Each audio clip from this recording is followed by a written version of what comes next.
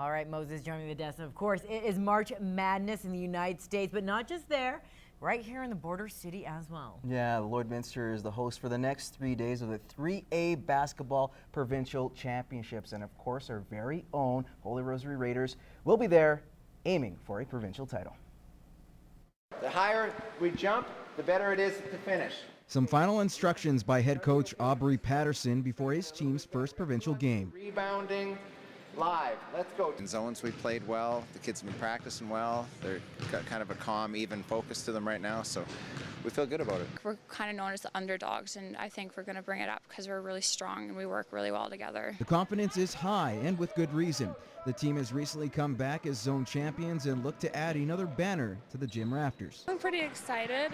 We have a good shot at it, so as long as we really perform and work hard, we should be able to take it. It's crazy to see it all coming together now this week. It's just been a lot of planning and everything all season long. We've been looking forward to this. Coach Patterson knows full well his team's speed will be key.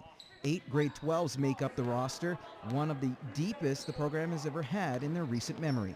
We play 11, 12 kids a game, and I'm proud of the fact that all of our kids can play. Because we have such a good bench and like a deep bench, we have a lot of subs that can come in, and so we can always be running when some of these other teams have their 7 girls who are just going to be their main girls. The adrenaline will be pumping tomorrow, but the Raiders admit they'll have to stay focused and avoid those mental errors. The bigger the occasion, the calmer we have to get. So if you just kind of try and keep yourself calm, then I'll take care of itself. Just as long as we use the adrenaline to help us and to help us push forward instead of just making like cheap mistakes. If we're down by 10 points, we can bring it up pretty fast, so we got to keep the team on a positive note instead of a negative one.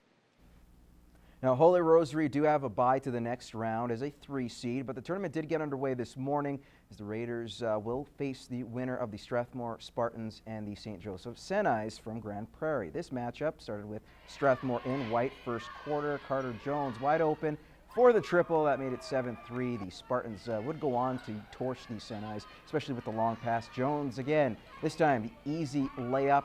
Spartans would win this one 79-74 to advance to the next round. Again, they will face Holy Rosary tomorrow morning at 11 a.m. Now we'll pick it up with another series. Holy Trinity here in the fourth quarter, pushing up the tempo.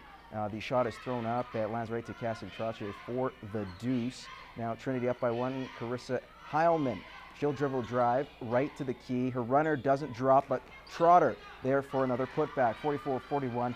They win by a score of 46-44 over St. Joseph from Edmonton. And here are the other scores. Of course, the Griffins and Wolves are still underway, but I will say this. You look at Wetaskiwin and Fort McMurray, you have Wetaskiwin beating the Miners 46-37 to advance to the next round tomorrow. That is your first look at sports. Gerard is up next with weather.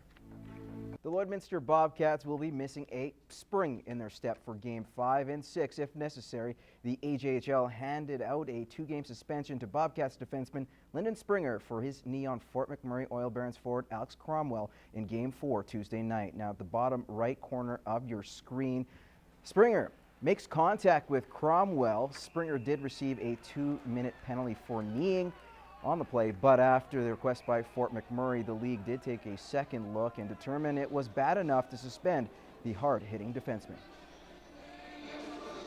I went to lay a hit on the guy, and he seen me coming and tried to get out of the way and left his knee hanging out there, and I was going probably close to full speed and didn't really change my my path on him.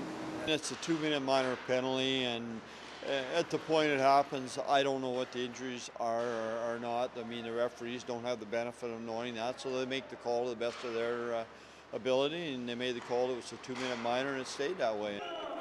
You got a feel for the kid. Now Springer will miss Games 5 and 6 and says it's going to be tough not being out there to help his teammates. Right now, it's one of the hardest things I've had to do, and I'm still a long ways away from having to sit there, but yeah, it's not a great feeling, I'll tell you that, knowing that you're not able to go out there and battle with your teammates for your lives.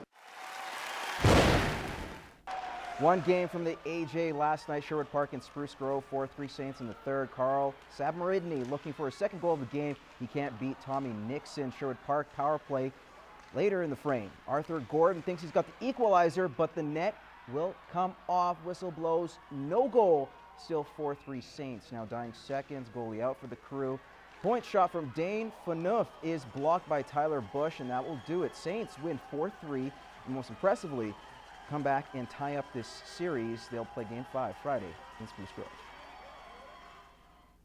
Now, before the tournament began, Lloydminster Rohan Rage forward Zane Jaber said he wanted to put a beat down on CAC after losing to them earlier in the year. This morning, Jaber and the Rage dropped to 1-1, unfortunately, with a 5-4 loss to the United Cycle. The Rage will face the SEAC Tigers tonight at 7 o'clock. That's all the time we have in sports, or pardon me, we still got one more thing to show you. Now, as we told you earlier in the cast, the Holy Rosary Raiders, I'm jumping the gun a little bit, have a great chance of making some noise at Provincials and hoping to lead the team to a gold medal. Now, they will be led by senior Brooklyn Bertoia. Matt Schumont has more on this week's Superstar Next Door. Wanting to get involved with team sports, Brooklyn Bertoia, with the help of her dad, got into basketball when she was in the 5th grade. My dad really liked it and really wanted me to go play, so I went and tried out for Team SAS, and that's kind of how it all started. I made that team my first summer, and then it kind of progressed from there, and I just fell in love with the sport right then and there. She works hard, and she's very coachable, and she's unselfish, and her teammates really find her to be a good friend and a good teammate. Now Brooklyn and the rest of the Raiders will look to capture a provincial title this weekend, and they're hoping that the hometown crowd can give them a bit of an advantage.